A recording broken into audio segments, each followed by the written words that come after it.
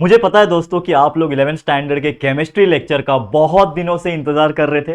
But reason मैंने आपको बता दिया था, क्योंकि देखो हेल्थ इश्यूज था, अभी भी मेरा गले का थोड़ा प्रॉब्लम चल रहा है। और दूसरा रीजन ये था कि हम कंटिन्यूअसली, मैं और मेरी जितनी भी टीम मेंबर्स है, टीचर जो है, वो सभी 12th स्टैंडर्ड के ऊपर फोकस कर रहे थे। क्योंकि आप जानते हो कि 12th स्टैंडर्ड का बोर्ड एग्जाम लगभग स्टार्ट हो चुका है और एक पेपर, दो पेपर ऑलरेडी हो चुका है जब तक ये वीडियो जा रहा होगा।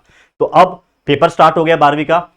तो जो लाइव वगैरह है वो तो चलेगा, साथ में इंपॉर्टेंट जो वीडियोस है उनके लिए वो भी चलेंगे। लेकिन अब हमारा सबसे ज्यादा जो कंसंट्रेशन है वो वापस से आ चुका है आप सभी प्यारे बच्चों के लिए जो इस वक्त 11th स्टैंडर्ड में हो। और मुझे पता है कि लगभग एक डेढ़ महीने के अंदर आपका 11th भी कंप्लीट हो जाएगा। तो मैंने एक वीडियो बनाया था जस्ट इसके पहले, अगर आपने देखा है तो अच्छी बात है, लेकिन नहीं देखा तो उस वीडियो में मैंने कहा था कि आप लोग का जो भी chapters syllabus point of view final exam में आने वाला है वो मुझे कमेंट करना, और उसके ऊपर वो चैप्टर्स के लेक्चर बाय लेक्चर वीडियोस में फटाफट से आपके लिए तैयार कर दूंगा। और हर दिन आपके लिए वीडियो लाऊंगा ताकि लगभग 15 दिन 20 दिन के अंदर आपका ये जो बचा कुचा चैप्टर जो है उसको कंप्लीट कर सके, आप लोग हमारे वीडियोस देख के कंसेप्ट अपना क्लियर कर सको और अपने फाइनल एग्जाम्स की बेहतरीन तरीके से तैयारी कर सको। और जैसे ही फाइनल एग्जाम होगा आप 12वीं में आ जाओगे, तो 12वीं के लिए स्टार्टिंग से ही लेके पूरा एंड तक हमारे 12वीं के सभी चैप्टर्स के सभी लेक्चर वीडियोस अवेलेबल है, तो आप उसको तो आराम से पढ़ सकोगे, उसमें कोई परेशानी आप लोग को नहीं होगा।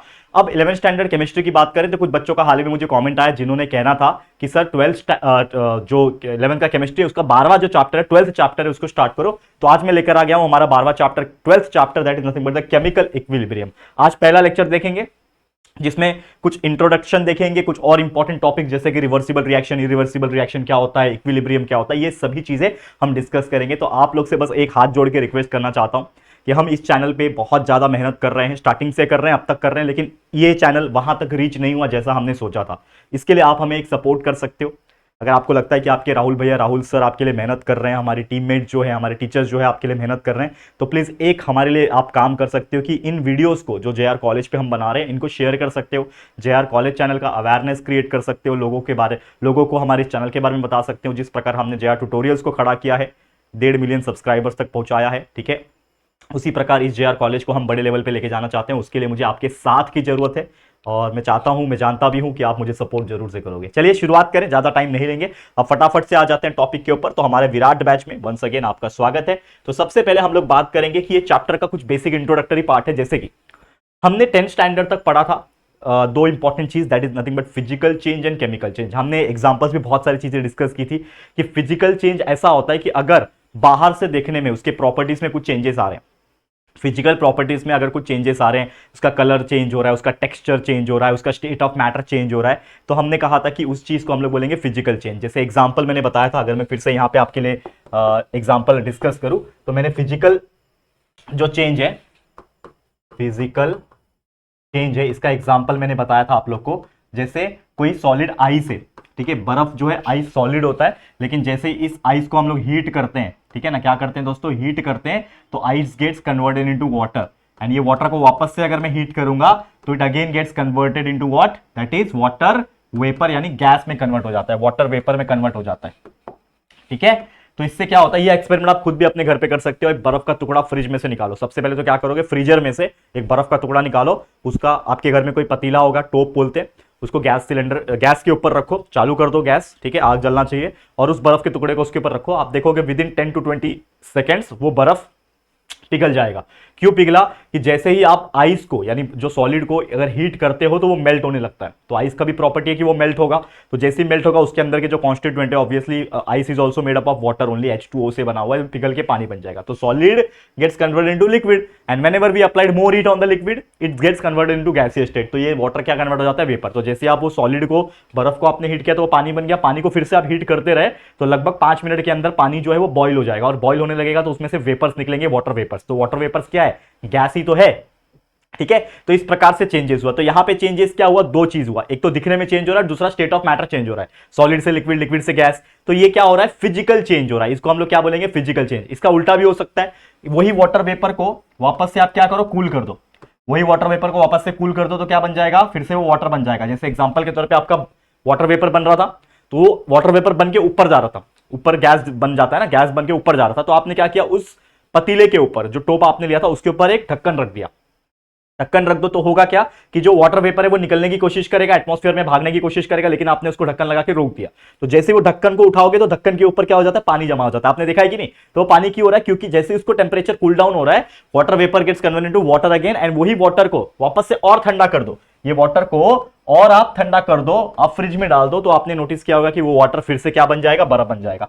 तो ये ऐसे टाइप के जो रिएक्शंस होते हैं, ऐसे टाइप के जो रिएक्शंस होते हैं, इसको जनरल तौर पे हम लोग क्या बोलते हैं, रिवर्सिबल रिएक्शन। इसको हम लोग क्या बोलते हैं, रिवर्सिबल, जो कि हम लोग पढ़ेंगे अभी, थोड़ा डिटेल में जाएंगे, लेकिन मैं थोड़ा सा इस चैप्टर का बेसिक चीजें बता रहा हूं। इस चैप्टर का नाम है केमिकल इक्विलिब्रियम। तो इक्विलिब्रियम का मतलब क्या होता है वो भी बताऊंगा, लेकिन उसके लिए थोड़ा सा आपको पेशेंस बना के रखना पड़ेगा, पूरा इंट्रोडक्शन आपको समझेगा, ठीक है?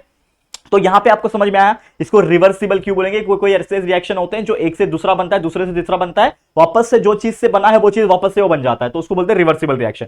लेकिन ये अभी फिलहाल में मैं क्या बता रहा हूं, ये फिजिकल चेंज है। वैसे हमने आपको बताया था केमिकल चेंज के बारे में, केमिकल चेंज के बारे में बताया था। तो केमिकल चेंज भी बहुत सारे अलग अलग तरीके से होते हैं। अगर आपका कोई भी कंस्टिट्यूएंट है, कोई भी प्रोडक्ट है, उसके अंदर अगर केमिकली चेंजेस आ रहा है, केमिकली चेंजेस मतलब क्या हो सकता है, उसका केमिकल प्रॉपर्टी चेंज हो गया, उसके अंदर जो कॉन्स्टिट्यूएंट प्रेजेंट है वही चेंज हो गए, तो that is nothing but the chemical change. जैसे कई सारे एग्जांपल होते हैं, मैंने आपको बताया था, जैसे कोई खाना बना रहे हो, तो जो खाना बनता है, पहले कच्चा जो खाना होता है वो कुछ अलग होता है, लेकिन जैसे वो खाना पक जाता है तो वो उसका टेक्सचर भी बदल जाता है, मतलब दिखने में भी तो अलग हो जाता है, लेकिन कहीं ना कहीं उसके अंदर के जो कॉन्स्टिट्यूएंट है वो भी बदल जाते हैं। कई सारे एग्जांपल है। आप सोडियम ले लो, सोडियम के साथ क्लोरीन आपने रिएक्शन किया तो क्या नमक बन गया, NaCl बन गया। तो भाई सोडियम कुछ अलग चीज था, क्लोरीन अलग चीज था, लेकिन जैसे ही दोनों को मैंने साथ में जोड़ दिया तो ये सोडियम क्लोराइड नमक बन गया, जो आप नमक खाने में डाल के खाते हो। तो ये क्या हो गया, केमिकल चेंज हुआ। तो इस प्रकार से चीजें चेंज हो रही है, फिजिकल चेंज हो या फिर केमिकल चेंज। ये चीज समझ में आ गया। अब वही चीज यहां पे मैंने जो एक्सप्लेन किया आप लोग को, अगर आप ध्यान से देखोगे, जो मैंने आपको अभी अभी एक्सप्लेन किया, कि जैसे मैंने आपको बताया कि कोई भी एग्जांपल के तौर पे आइस मैंने लिया, उसको मैंने हीट किया तो क्या बन गया, वाटर बन गया। जैसे ही वाटर को वापस से हीट किया तो वो क्या बन गया दोस्तों, वाटर वेपर बन गया। तो कोई ऐसा चीज जो सॉलिड हो उसको हम हीट प्रोवाइड करेंगे तो वाटर बन जाएगा, वाटर को फिर से हीट प्रोवाइड करेंगे तो वाटर वेपर बन जाएगा। वापस से अगर मैं इसको कूल कर दूं तो ये फिर से वाटर बन जाएगा, और वाटर को वापस से कूल कर दूं तो ये क्या बन जाएगा, फिर से आइस बन जाएगा। तो घूम फिर के जो चीज से हमने बनाया था वाटर वेपर, वही वाटर वेपर से घूम फिर के वापस से आइस बन रहा है। तो ऐसे रिएक्शन को हम लोग बोलेंगे रिवर्सिबल रिएक्शन। जो चीज से जो चीज बनती है, जैसे एग्जांपल के तौर पे अगर Na+Cl से NaCl बना, लेकिन NaCl को अगर अलग अलग कर दिया जाए और NaCl बनाया जाए तो उसको रिवर्सिबल बोलेंगे। लेकिन इस केस में ऐसा होगा नहीं, याद रखना। सिर्फ वही चीज जिससे कोई चीज बन रहा है, जैसे आपने कच्ची सब्जी से पक्की सब्जी बना दी, खाना बनाते हो ना, सब्जी मम्मी बनाती है हमारे लिए घर में सब्जियां तो भिंडी लेके आए, कच्चा भिंडी मार्केट से खरीद के 50 रुपया पाव, 50 रुपए किलो होगा, 40 रुपए किलो लेके आया। उसको मैंने मस्त एकदम काटा, ऐसा कट कट कट काटा, मसाला मिर्च डाला, पका दिया। अब वो पके हुए भिंडी को वापस से मैं कच्चा भिंडी बना सकता हूं, नहीं बना सकता। तो अगर ऐसा नहीं हो सकता कि वो जो चीज से हमने जो चीज बनाया वो वापस से पुरानी चीज बन जाए, तो उसको हम लोग बोलेंगे इरिवर्सिबल रिएक्शन, यानी कि कैन नॉट बी रिवर्स्ड। ये रिवर्स नहीं हो सकता। एग्जांपल के तौर पे अगर मैं मान लूं मैंने हाइड्रोजन ले लिया, ठीक है, 2 मॉलिक्यूल ऑफ हाइड्रोजन ले लिया, 1 मॉलिक्यूल ऑफ ऑक्सीजन ले लिया, दोनों को रिएक्ट कर दिया, ठीक है, या फिर 2 मॉलिक्यूल्स ऑफ H2 ले लिया, 2 मॉलिक्यूल्स ऑफ ले, तो ये बन जाएगा 2 मॉलिक्यूल्स ऑफ H2O।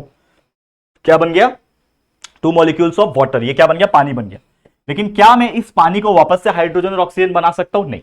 तो ये क्या हो गया, इरिवर्सिबल रिएक्शन। और दोनों में बेसिक फर्क क्या होता है, जो आपका रिवर्सिबल चेंजेस होता है उसमें आप एरो ऐसा दिखा सकते हो, ये 1 और ये 2, इस तरफ भी जा रहा है और इस तरफ भी जा रहा है, मतलब इस डायरेक्शन में भी गया, कि मतलब यहां का जो रिएक्टेंट है वो प्रोडक्ट बन रहा है, ये भी दिखा सकते हैं, और प्रोडक्ट का रिएक्टेंट ये इस एरो से दिखा सकते हैं। तो ये होता है रिवर्सिबल रिएक्शन।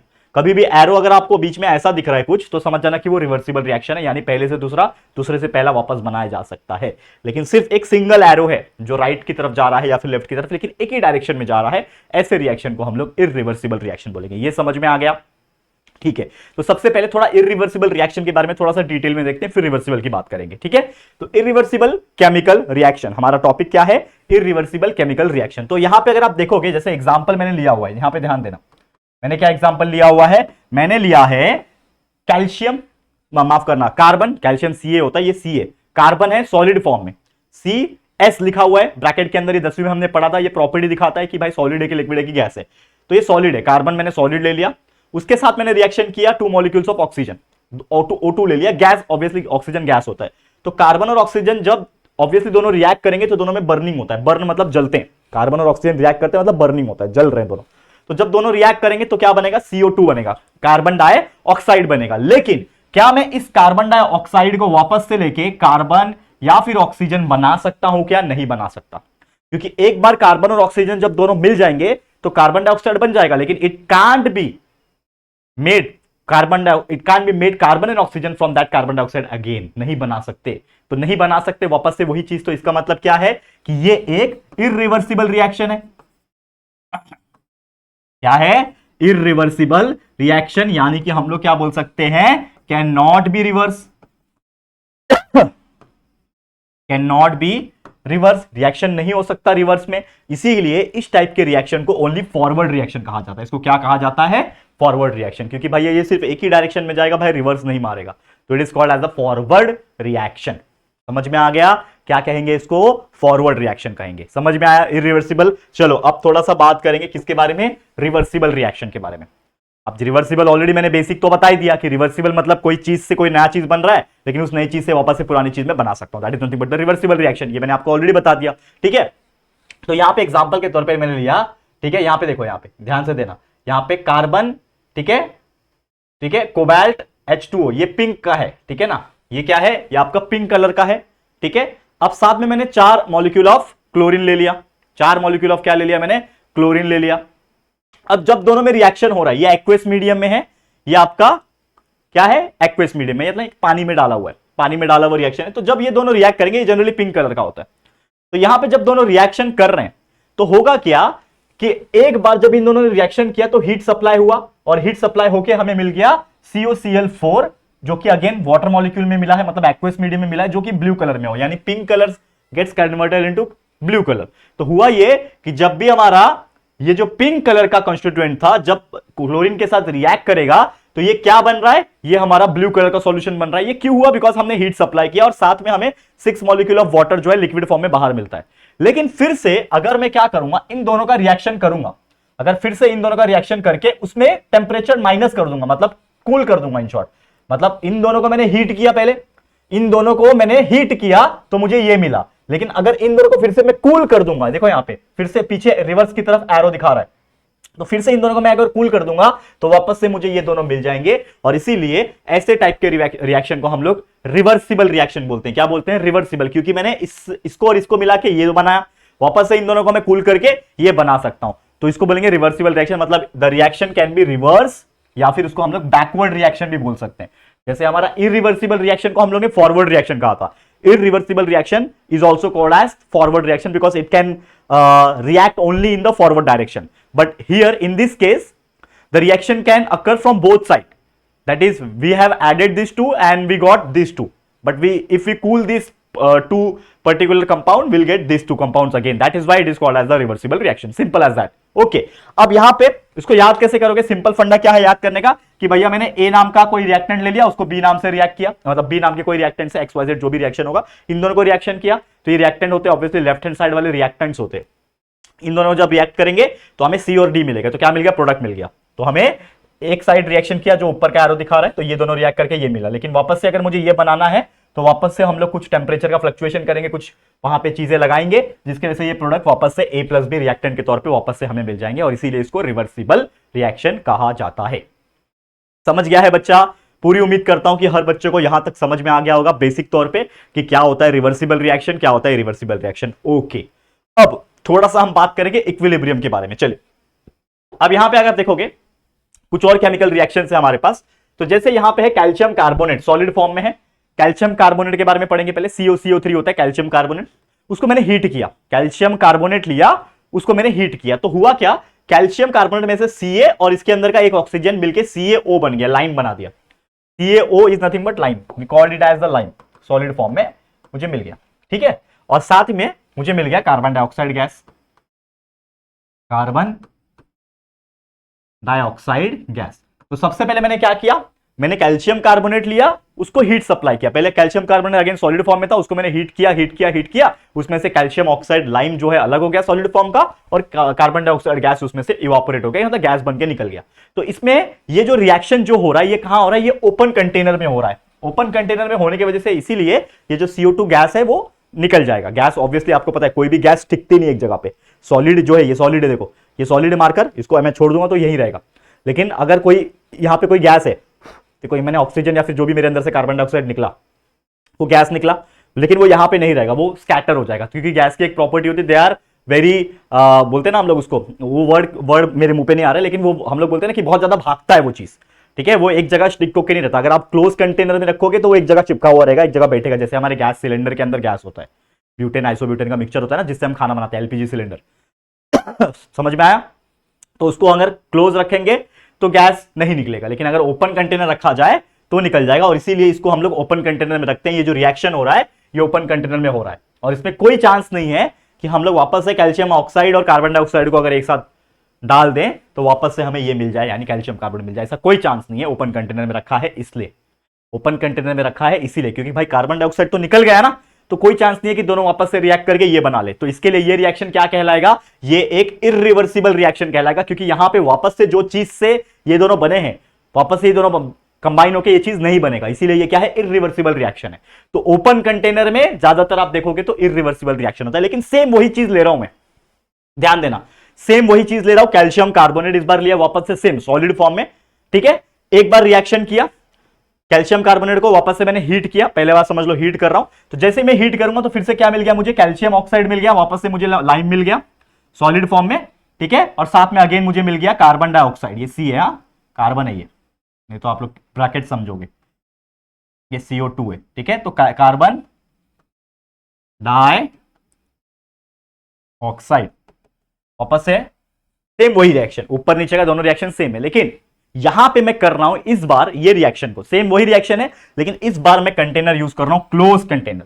तो क्लोज कंटेनर है, मान लो कि आपका एक बर्तन है, वो क्लोज है, तो होगा क्या कि जब ये रिएक्शन हुआ कि कैल्शियम कार्बोनेट में हीट सप्लाई हुआ तो उसमें से लाइम बना और कार्बन डाइऑक्साइड गैस बना। अब कार्बन डाइऑक्साइड एक गैस है, उसको निकलने के लिए जगह नहीं है, ओपन कंटेनर नहीं है, यहां पे क्लोज कंटेनर है, तो भाई निकलने के लिए जगह ही नहीं है, वो बेचारा कार्बन डाइऑक्साइड निकल के जाएगा किधर?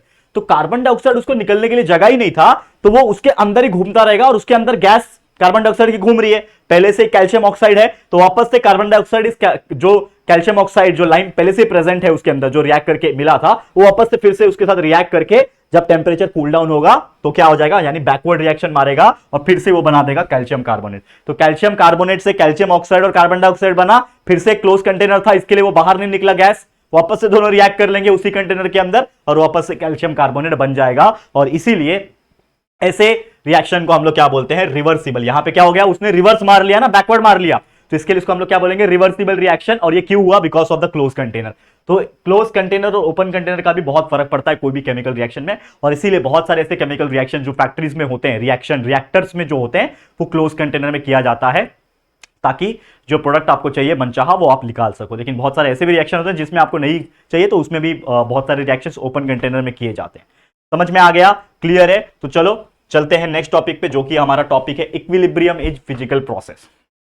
अब इक्विलिब्रियम का मतलब क्या होता है? बराबर, समान। इक्विलिब्रियम मतलब इक्वल होना। जैसे मेरे मार्क्स, मेरे 10th में समझ लो परसेंटेज आए हैं 82, किसी और को भी 82.0 बराबर मेरे इतना आ गया, तो हम दोनों क्या हो गए? इक्विलिब्रियम पे हो गए। तो फिजिकल प्रोसेस या फिर फिजिकल स्टेट की अगर हम बात करें, उसमें इक्विलिब्रियम कैसे काम करता है, तो उसमें तीन चीजें, एक होता है लिक्विड वेपर इक्विलिब्रियम, दूसरा होता है आपका सॉलिड और लिक्विड का इक्विलिब्रियम, और तीसरा होता है सॉलिड और वेपर का इक्विलिब्रियम। तो सबसे पहले हम लोग लिक्विड और वेपर का इक्विलिब्रियम की बात करेंगे। पहला क्या है? लिक्विड और वेपर का इक्विलिब्रियम। तो कोई लिक्विड लेना पड़ेगा और कोई वेपर लेना पड़ेगा। तो समझो सबसे पहले कि रिवर्सिबल फिजिकल प्रोसेस जो होता है इवापोरेशन ऑफ लिक्विड का, जो पानी का होता है, इनटू वाटर वेपर, इसको क्लोज वेसल में हम करेंगे। जैसे एग्जांपल के तौर पे मैंने क्या किया, यहां पे एक वेसल ले लिया, मैंने क्या कर दिया, यहां पे एक वेसल ले लिया, यानी कि एक बर्तन ले लिया, उसके अंदर मैंने क्या भर दिया दोस्तों? पानी भर दिया। देखो ध्यान से, उसके अंदर मैंने क्या किया? पानी भरा। माफ करना बीच बीच में मुझे कफिंग आ रहा है, बिकॉज मैंने आपको ऑलरेडी बताया कि पिछले कई दिनों से मेरे हेल्थ इश्यूज थे, बहुत ज्यादा अभी भी चल रहे हैं, लेकिन कहीं ना कहीं अभी मैं रिकवरिंग स्टेट में हूं, तो मेरा गला 100% ठीक नहीं हुआ है। लेकिन फिर भी अगर आपको थोड़ा डिस्टर्ब हो रहा है तो प्लीज अवॉइड कर देना, because my coughing is very loud, but sorry for that. ठीक है, चलिए ओके। तो रिवर्सिबल फिजिकल प्रोसेस की अगर हम बात करें, इवापोरेशन, तो पानी को अगर हम लोग यहां से हीट सप्लाई कर रहे हैं, मान लो कि हम क्या कर रहे हैं, यहां पे उसको बर्न कर रहे हैं, जल रहा है, पानी जब हीट होगा तो ऑब्वियसली पानी का क्या बनेगा, भाप बनेगा। तो लिक्विड जो था, ये लिक्विड है ना, तो ये लिक्विड किस में कन्वर्ट हो जाएगा, ये वेपर के तौर पे ये निकलने की कोशिश करेगा यहां से, ठीक है। लेकिन जैसे मैंने बोला, इसको हम लोग ने क्या रखा है, क्लोज वेसल में रखा है, मतलब हमने इस पूरे बर्तन के ऊपर एक लीड लगा दिया और क्लोज कर दिया, इसका ढक्कन जो मुंह का था ये पूरा क्लोज कर दिया, तो ऊपर पैक मार दिया। अब जब इसको हीट कर रहा हूं, पानी हीट होगा, उसमें से वेपर्स निकलेंगे, भाप निकलेगा, तो वो भाप निकल के कहां जाएगा, कहीं नहीं जाएगा, उसके अंदर ही रह जाएगा। तो आपका जो इवापोरेशन हुआ लिक्विड का, जो इवापोरेशन हो रहा है लिक्विड वाटर का, वो किसमें हो रहा है, वाटर वेपर में हो रहा है, लेकिन किसके अंदर हो रहा है, क्लोज वेसल के अंदर हो रहा है। और इसमें क्या होता है कि जब भी आप देखोगे तो इनिशियली क्या होगा कि जब आप इसको हीट सप्लाई कर रहे हो, यहां से क्या सप्लाई कर रहे हो आप, देखो यहां से इनिशियल तौर पे आप इसको हीट सप्लाई कर रहे हो।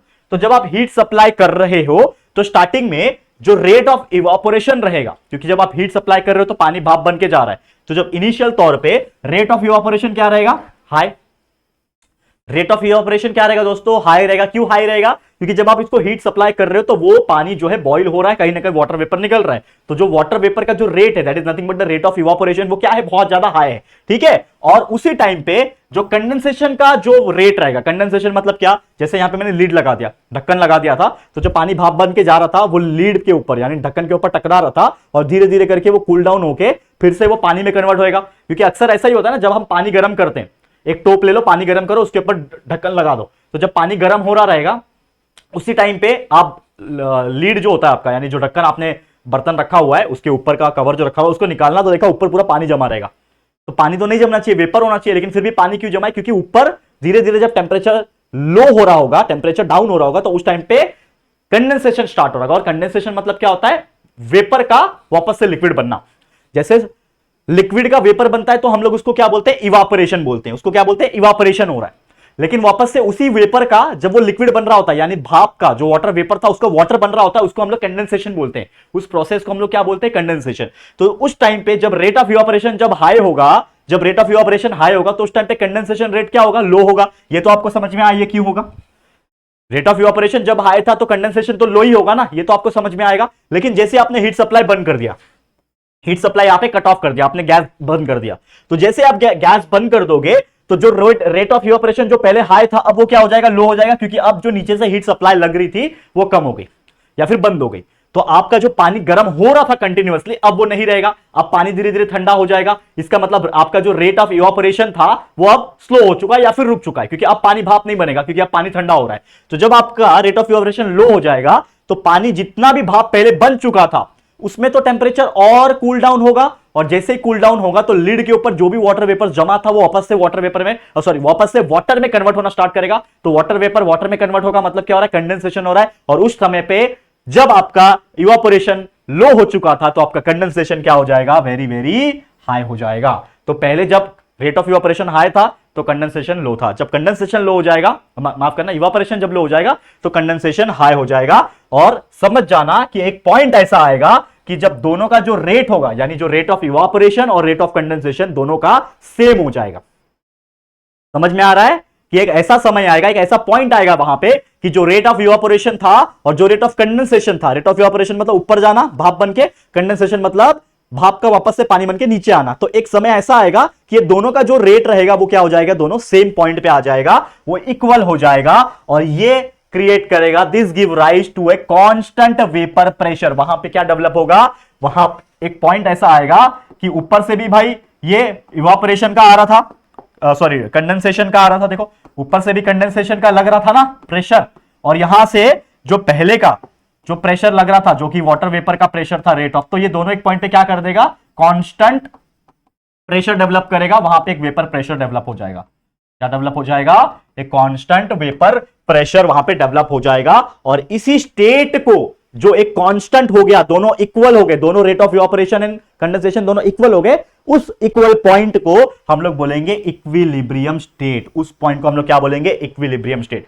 तो आपको कोई पूछेगा कि what do you mean by equilibrium state, तो ये आप लिख सकते हो, this is what we call as the explanation, जो हमने आपको बताने की कोशिश की है। इसको रिप्रेजेंट कैसे करेंगे, H2O लिया, पानी लिक्विड फॉर्म में था, क्या किया हमने यहां पे, सबसे पहले हीट सप्लाई करते गए तो H2O का गैस बन गया, यानी वेपर बन गया, H2O का गैस बन गया यानी वेपर बन गया। लेकिन जैसे हमने हीट को कम किया या फिर कूल डाउन किया उसको, तो धीरे धीरे करके वापस से ये चीज क्या बन गया, लिक्विड बन गया। तो इस तरीके से हम लोग इसको रिप्रेजेंट कर सकते हैं ये वाली रिएक्शन। तो इसमें क्या इन्वॉल्व था, इसमें आपका लिक्विड इन्वॉल्व था जो कि था पानी, इसमें आपका वेपर इन्वॉल्व था जो कि है वेपर यानी वाटर वेपर का गैस। तो इसीलिए इन दोनों के इक्विलिब्रियम हम पढ़ रहे हैं। That's why this topic is called as the liquid vapour equilibrium. इसको हम लोग क्या बोलेंगे, लिक्विड वेपर इक्विलिब्रियम। समझा यहां तक? ये हो गया पहला टॉपिक, लिक्विड वेपर इक्विलिब्रियम। वैसे और दो टॉपिक है, फटाफट से देख लेते हैं।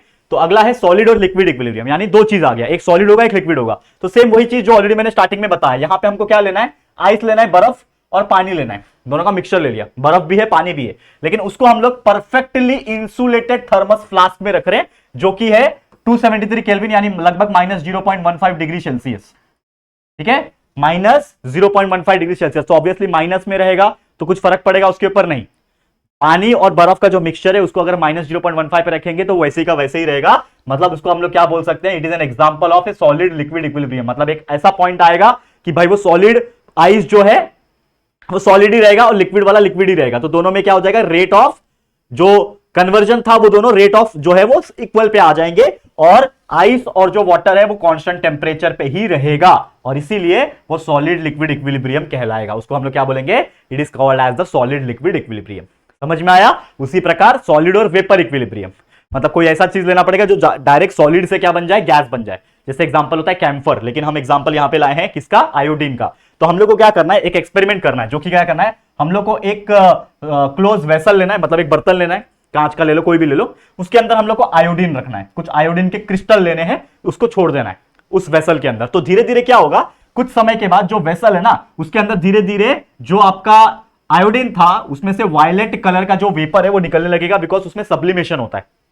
कोई ऐसे बहुत सारे सॉलिड होते हैं जिसमें से डायरेक्ट सॉलिड से वो गैस बन जाता है। जैसे कैम्फर, हमारा जो कपूर होता है, हम दिया जलाते हैं, जो ये करते हैं ना, आरती करते हैं, तो जैसे कैम्फर को आप आग लगाओगे तो लिक्विड पिघलता नहीं, वो सीधा वेपर बन जाता है। ऐसे बहुत सारी चीजें, आपका नैफ्थलीन बॉल्स होते हैं, आपके टॉयलेट्स में रखे जाते हैं, गोल गोल व्हाइट कलर के नैफ्थलीन बॉल्स, उसको भी एज इट इज छोड़ दो, वो धीरे धीरे करके गायब हो जाएगा, क्योंकि वो वेपर में कन्वर्ट होता है, उसमें सब्लिमेशन प्रोसेस होता है। ठीक है, तो जैसे आपने वॉयलेट जो आपका ये था आयोडीन था, उसके क्रिस्टल को आपने जैसे वो उस क्लोज कंटेनर में रखा, धीरे धीरे उसमें से क्या हो जाएगा, सब्लिमेशन प्रोसेस के थ्रू वो सॉलिड से वेपर में बनने लगेगा, डायरेक्टली बनने लगेगा। तो कंटेनर के अंदर हमने क्या महसूस किया कि भाई कंटेनर के अंदर वायलेट कलर का वेपर निकलने लगेगा, लेकिन एक समय आएगा कि वो वेपर और नहीं निकलेगा। वो सॉलिड जो क्रिस्टल था आयोडीन का वो तो वही का वही रहेगा, उसमें से बहुत सारे वेपर्स निकल गए होंगे, लेकिन अब समय आ जाएगा कि वो स्टेबल हो जाएगा। तो उसमें क्या हुआ कि हमने देखा कि उसमें सॉलिड आयोडीन भी प्रेजेंट है उस क्लोज कंटेनर के अंदर, उस वक्त सॉलिड आयोडीन भी प्रेजेंट है और आयोडीन का वेपर भी उसके अंदर प्रेजेंट है। मतलब ब्लू कलर का, वॉयलेट कलर का जो वेपर है वो भी दिख रहा है, और कहीं ना कहीं आयोडीन जो वॉयलेट ब्लू कलर का जो भी है दिखता है वो भी दिख रहा है आप लोग को। तो इसका मतलब क्या हुआ, देखो ध्यान से, दिस मींस दैट कि सॉलिड आयोडीन सब्लाइम्स, मतलब सब्लिमेट हो रहा है ना, उसमें सब्लिमेशन हो रहा है, तो सॉलिड आयोडीन क्या हो रहा है, sublimes to give iodine vapour. Solid जो आयोडीन था वो सब्लाइम हुआ, यानी सब्लिमेशन प्रोसेस हुआ उसके अंदर, और उससे क्या निकला, आयोडीन वेपर निकला। और फिर ये जो आयोडीन वेपर है वो भी धीरे धीरे कंडेंस होगा कि नहीं होगा भाई, उसमें भी जब अगर आप टेम्परेचर कूल डाउन करोगे, पहले तो हीट किया था, अब कूल डाउन करोगे तो धीरे धीरे जब वो कंडेंस होगा तो फिर से वो क्या बनाएगा, सॉलिड आयोडीन बनाएगा। जिस प्रकार आइस से पानी बना, पानी से वापस से आइस बनेगा ना, उसी प्रकार यहां पे सॉलिड से गैस बना, सॉलिड आयोडीन से गैस आयोडीन बना जो वेपर था ब्लू कलर का, लेकिन कंडेंस जब होगा तो वापस से वो जो गैस आयोडीन है फिर से वो सॉलिड आयोडीन बन जाएगा, और दोनों में एक ऐसा पॉइंट आएगा कि जो रेट ऑफ सब्लिमेशन जो था और रेट ऑफ कंडेंसेशन था दोनों वो सेम करेंगे, और उस टाइम पे उस पर्टिकुलर इक्विलिब्रियम को हम कहेंगे सॉलिड वेपर इक्विलिब्रियम। उस इक्विलिब्रियम को क्या कहेंगे दोस्तों, सॉलिड वेपर इक्विलिब्रियम। एग्जांपल आपके सामने है, पहले लिया मैंने आयोडीन सॉलिड, उसको मैंने हीट किया तो वहां पे क्या हुआ, सब्लिमेशन होगा, हीट करूंगा तो सब्लिमेशन होगा, डायरेक्ट जो सॉलिड था वो क्या बन जाएगा, गैस बन जाएगा, आयोडीन का गैस। लेकिन जैसे कूल डाउन हुआ तो आयोडीन गैस क्या हो जाएगा, कंडेंसेशन में चले जाएगा और वापस से आयोडीन सॉलिड बन जाएगा। तो इस प्रकार का जो भी इक्विलिब्रियम पॉइंट आता है उसको हम लोग सॉलिड वेपर इक्विलिब्रियम कहते हैं। ठीक है, क्लियर है? तो बस यही था दोस्तों हमारा आज का टॉपिक, जिसमें हमने आपको पूरा रिएक्शन बता दिया कि रिवर्सिबल क्या होता है, रिवर्सिबल क्या हो सकता है, फिजिकल केमिकल चेंजेस भी बता दिया, और साथ ही में मोस्ट इंपॉर्टेंट जो फिजिकल प्रोसेस था इक्विलिब्रियम का वो तीनों के तीनों हमने एक्सप्लेन कर दिए, और उम्मीद करता हूं आप लोग को बहुत अच्छी तरीके से समझ में आ गया होगा। लेकिन अभी तो ये चैप्टर की शुरुआत हुई है, आज पहला लेक्चर था, ऐसे 2-3-4 लेक्चर और बनेंगे, तो हमारे साथ आप लोग देते रहना, क्योंकि ये जो चीज आपके लिए किया जा रहा है ये सिर्फ और सिर्फ आपके लिए है। ठीक है, ये सिर्फ और सिर्फ आपके लिए है, ताकि हम आपके लिए कुछ ना कुछ योगदान दे पाए अपने लाइफ में। आप हमें कुछ पॉइंट पे याद रखो कि यार राहुल भैया थे जो मेहनत करते थे, आपके लिए चीजें फ्री में डालते थे यूट्यूब के ऊपर। तो प्लीज बस आपका सपोर्ट बनाए रखना, आगे और भी मेहनत करूंगा, इतनी मेरी गारंटी है, आपके लिए और भी चीजें डालूंगा। ठीक है, तो बस साथ सपोर्ट बनाए रखना। वीडियो पसंद आए तो लाइक करना, आपके लाइक से काफी मोटिवेशन मिलेगा। एंड जैसा मैंने स्टार्टिंग में बोला, प्लीज शेयर करना, जितना हो सके शेयर करना। हमारे चैनल के बारे में अवेयरनेस क्रिएट करो, लोगों को बताओ। ठीक है, अपने दोस्तों को पूछो कि कहां से पढ़ रहे हो, यहां से पढ़ते हो कि नहीं, ये सब चीजें शेयर कर दो। और फर्स्ट टाइम चैनल पे आया हो ना, प्लीज चैनल को सब्सक्राइब किए बिना मत जाना, चैनल को सब्सक्राइब करना और बेल आइकन को भी प्रेस कर देना, ताकि जब भी वीडियोस अपलोड होंगे आप लोगों को नोटिफिकेशन मिलते रहेंगे। ठीक है फ्रेंड्स, तो चलो जल्दी मिलेंगे फिर एक और न्यू वीडियो में। तब तक के लिए thank you and good bye.